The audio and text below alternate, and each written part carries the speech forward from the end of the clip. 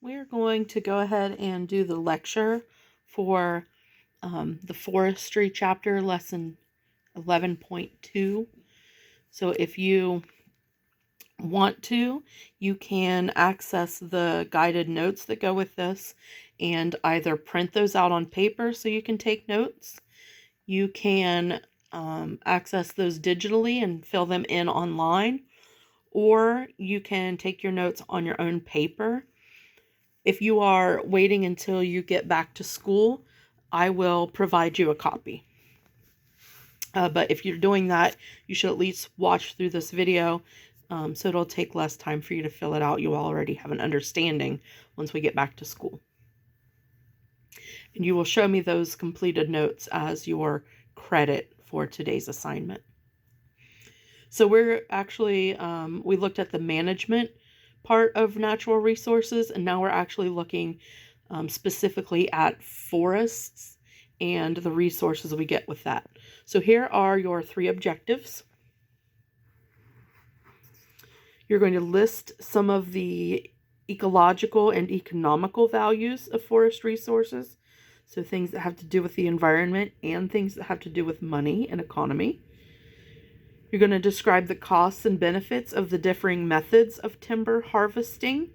So that is cutting down trees to get the wood products.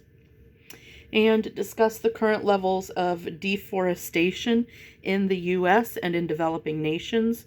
So deforestation will get a better definition later on in the lecture, but forest deforestation is the act of removing a forest.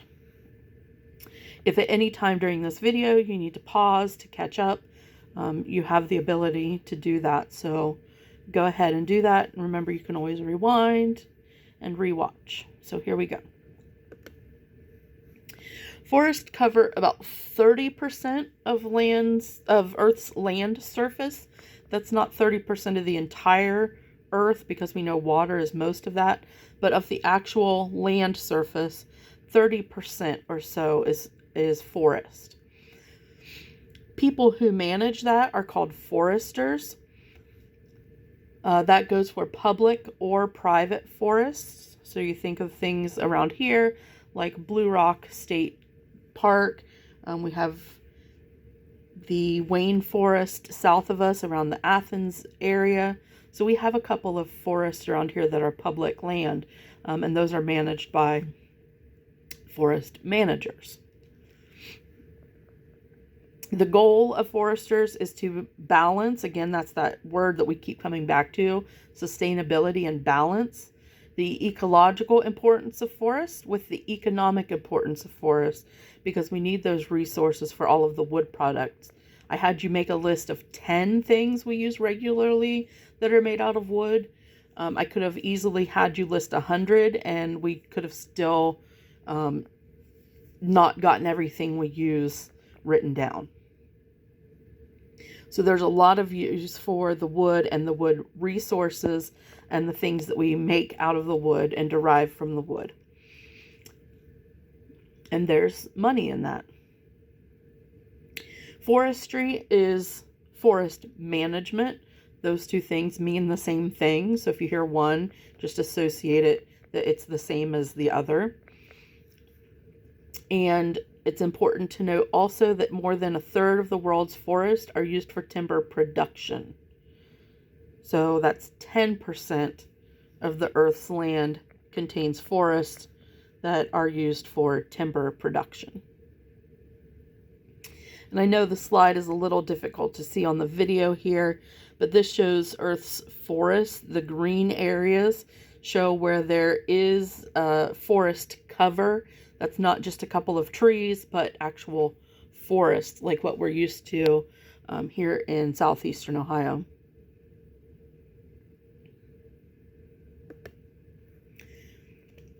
The ecological value of forests. So we said we're going to learn the ecological value. So here's what we're going to know. We need to know about it.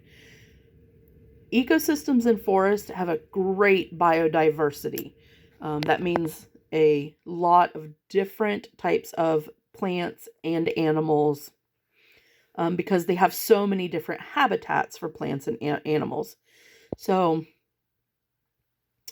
old growth forests have more biodiversity than younger forest. An old growth forest is forest that has not been used for timber. It stands as it did, or as it has for many, many, many years and centuries. Forests also help prevent soil erosion, obviously, with all the tree roots and the roots from other plants. It keeps the soil in place even when there is precipitation, wind, other things that would cause erosion. They help regulate the water cycle because they slow down runoff. They reduce flooding, and they actually purify water as they take it from the soil and release it to the atmosphere. So as it goes through the plant's roots, up through their stems and out their leaves, it's actually purified. And forest plants store carbon and release oxygen, which helps moderate climate. So on the side here, it shows just a little drawing of a tree and some undergrowth. So it's important that we know what some of these locations are in the forest. At the very, very top is called the canopy. That's the treetops. It's where all the leaves are. And there are a lot of animals that live up in the treetop, including things we might not think of, such as insects and birds live up there. The subcanopy is that area just below the treetops where there are fewer leaves usually. And this is where we see a lot of tree-dwelling mammals like squirrels, raccoons. In rainforests, this is where we would see things like sloths and monkeys. Even like giraffes would eat the food that they can find in the subcanopy and the canopy. And even the branches and the tree bark and trunks are used for places to nest, building materials for nesting. And some animals just go there to rest.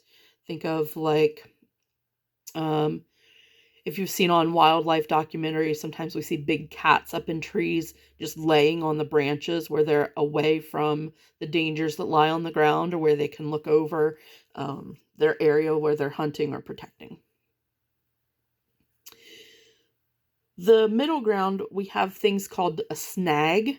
A snag is a dead or dying tree. So many of you, I'm sure, have seen dead and dying trees. They're actually an important part of the forest because they provide shelter. A lot of animals and bugs live in the holes that are in the dead and dying trees. They also provide places for some plants to grow, especially mushrooms and other fungus, moss, lichen. So those dead and dying trees are also very important. So a forest isn't necessarily going to be as diverse if somebody goes through and cleans out all of the snags. The understory is the area that is above the ground, just above the ground. So the understory has plants in it. Around here, we think of things like ferns, ground cover plants, some grass. We don't really see a lot of grass in forests usually, but there are some. In more varied and more tropical areas, we see the big ferns. You might see native plants like flowers, birds of paradise, interesting plants. And these are things that we talk about that are at human height or lower usually, is where what we call the understory. This is where the plants have roots. And if you think about the trees with the big roots that come up out of the ground and like a squirrel hole up in there, Again, places for several plants to live, and animals of all kinds live in the understory. Caterpillars, bugs, bees. And then the very bottom is forest floor. So there's a lot more diversity in the forest floor than you might think about at first. But the soil, the forest floor that has the mulch, we call it a lot of times the mulch, which is the fallen leaves and pine needles and the sticks and things that have fallen to the floor. Mostly it's insects and decomposers. So this is like bacteria and things like that. Also fungus and like mushrooms and lichen. But there's a lot more biodiversity in there because it might not be big animals, even though we think of things like frogs and snakes that live down there, but also the little teeny tiny things that we can't really see. So all of those places are important for the biodiversity, to have a multitude of types of animals that live in an area.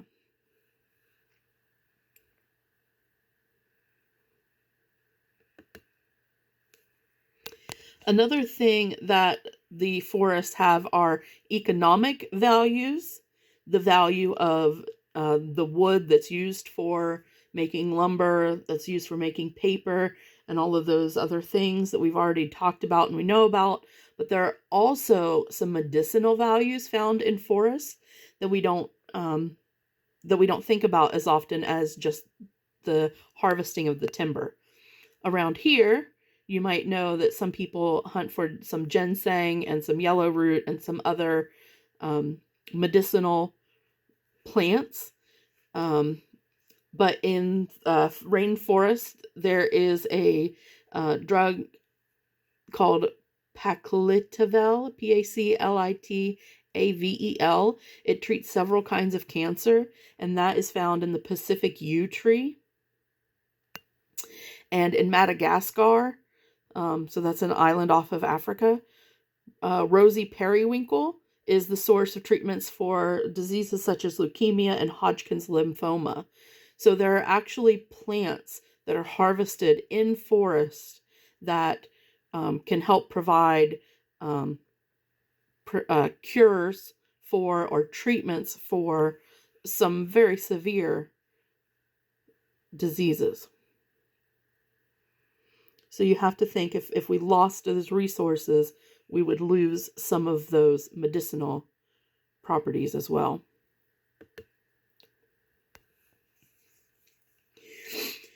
For the timber harvesting, most commercial timber harvesting, commercial meaning people are doing it to sell the lumber. This isn't talking about, me going out to my property and cutting some firewood. This is the companies that come in and harvest the timber. They take it to make stuff out of. We already have seen the case study about what's happening in Canada, other places like Russia where they have boreal forests. So they have large forests and they're going to just go in and take from where most of the trees are. There are also tropical rainforests, such as in Brazil, have those specific kinds of woods that we've talked about earlier this week in class that have special characteristics that people like. And, it's like I said, pine you can find many places, but some of the more exotic woods you can only find in rainforests. And then there are conifer forests. So conifers are pines and junipers, cedars, things like that.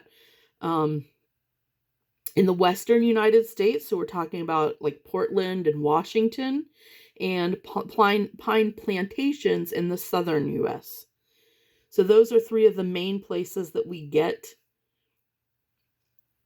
timber harvesting, where we're cutting down lots of trees to use for lumber and other such things. And they usually use one of these 4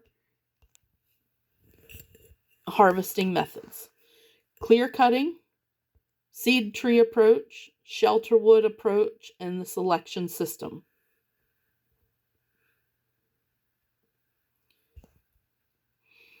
All of these methods fall into one of two categories. We end up with an even-aged stand. So a stand is a group of trees. Even-aged mean they're all around the same age. This results from regrowth of trees that were mostly all cut at the same time. So when we have clear cutting, meaning they cut all the trees, in the visual here, I know it's a little small on the video, but on the visual, you can see that with clear cutting, they cut down everything. And then so any of the trees that grow back will be the ones that start from that point on. So they're all going to be around the same age. Uneven age stands, so that means the trees have different ages, result from the regrowth of trees that were cut at different times. So selection system results in this, and that selection system we'll learn a little bit more about, but basically they don't take all the trees, so they leave some mature trees, and then the other trees that grow all grow at the same time. So we have a differing amount of ages, and then in between would be the seed tree or shelterwood approach, which we'll learn a little bit more about in a few slides. But basically they leave very few mature trees, and most of the rest of the trees are the same age. So if you've ever seen a tree farm, such as the one when you're going up 60 towards Zanesville, around between Gaysport and Duncan Falls, there's a tree farm. I know there are several others, but that one comes to mind. You see a lot of the trees look to be about the same height because they were planted all around the same time. So that's something that was done on purpose for a tree farm, but it's also something that happens in nature when we have timber harvesting, or logging is what some people call it. So the benefit of having an uneven aged stand is that they have more biodiversity because there are more variety of places for animals and plants to live and grow. So if you don't leave any of the big trees, if you don't leave any of the stands, the animals that live up in the canopy and the sub-canopy, they have to find other places. They either die or they have to find other places to live. So by taking out all of the mature trees, you're actually reducing the biodiversity by quite a bit.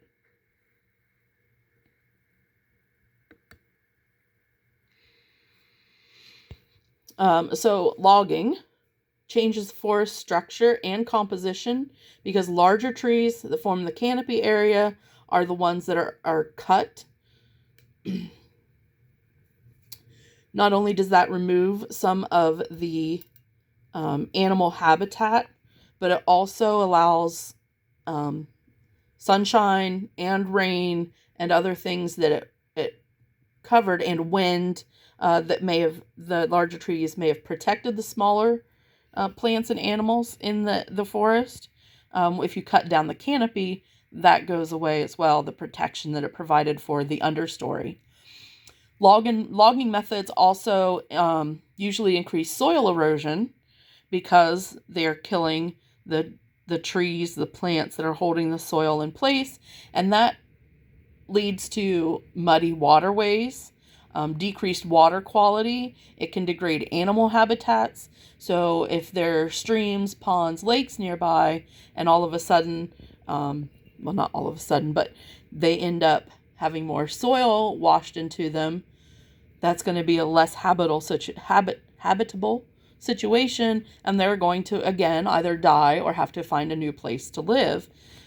So we usually don't think about cutting down a tree as affecting the aquatics, but it actually does have an impact on it. Most logging methods also increase runoff. So that is the runoff of water without being absorbed by those plants that were living there. And it can also, because of that, and combined with the erosion, it can cause landslides, it can cause flooding, mudslides. And we see that happens anyway. like the landslide, the huge landslide that happened just up the road. So if that happens naturally, it's just compounded when you cut away all the trees and destroy that the structure, the root structure that was holding it in place to begin with. So let's look at these next couple slides, describe those types of harvesting.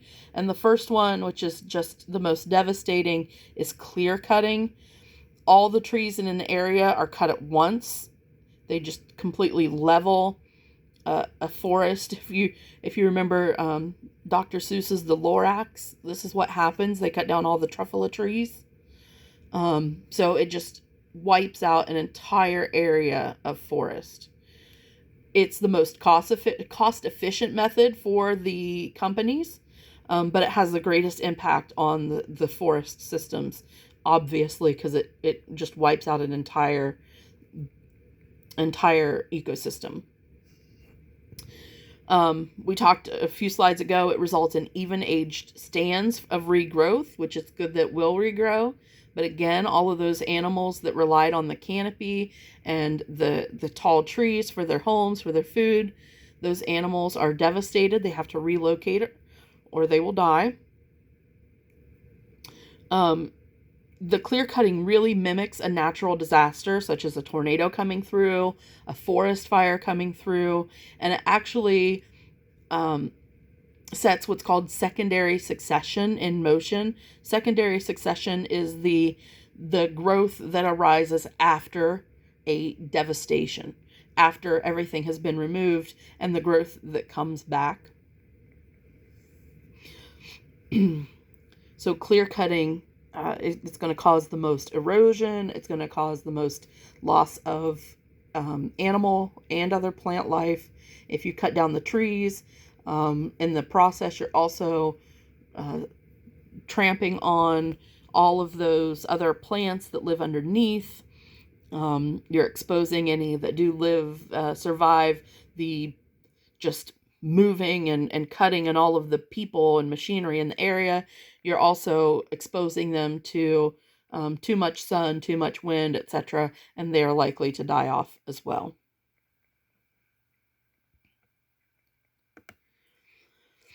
The seed tree and shelterwood approaches are very similar. On the seed tree approach, they leave small numbers of mature trees and ones that will give off seeds so that they can reseed the logging area. So the picture at the top, you can see some trees are left standing. It's much less dense than you can see the forest that's in the background. This is good because it leaves some mature trees. It also allows for some of the erosion to be prevented. It still allows for some of the animals to stay living there. And then the shelterwood approach leaves some more trees, but it also leaves some of the understory, some of the brush. And this is where they are purposefully left not only for reseeding, but to provide shelter for those seedlings as they grow. So they don't get too much exposure to the sun and the wind and things that can cause them to stunt their growth. And the bottom picture there shows a little more diversity in what is left behind. And you can definitely see some of the undergrowth there, some of the understory that allows for more animals to remain. And it allows for more plants to be able to grow healthily back into place. In selection systems, only some of the trees of a forest are cut at once, and they're much pickier. They leave so many more trees that the biodiversity is pretty well maintained, and it results in uneven aged stands of regrowth. Some even argue that selection system logging is actually good for the ecosystem because it will open up the forest and allow more plants, trees to grow in. Um, and sometimes, uh, if they get, especially if a forest gets too overcrowded, this can be a good thing to remove some of the trees selectively. A major disadvantage is that the moving trucks, the people, and the machinery, they still have to get to those trees. So they can actually do some damage to the ecosystem just in order to get a couple of trees. So that's a major disadvantage. It's more expensive for timber companies to do this because they're getting less bang for their buck. Um, the picture here shows that they're actually using a helicopter to remove some of the timber, which is better for the understory that's happening in this forest, but it's still using it's expensive to use a helicopter for fuel and things like that, so it's still not very economical. It's also more dangerous for loggers because there are just more things to be in the way as they're cutting down trees. Whereas if they're clear cutting, they can, they can be a little more organized and go through and just start at one edge of the forest and cut as they go through. So all the way that the timber falls and everybody is aware of what's happening in every there's one main place where things happening, whereas in selection systems there could be logging happening in a couple of different locations, which could be dangerous. And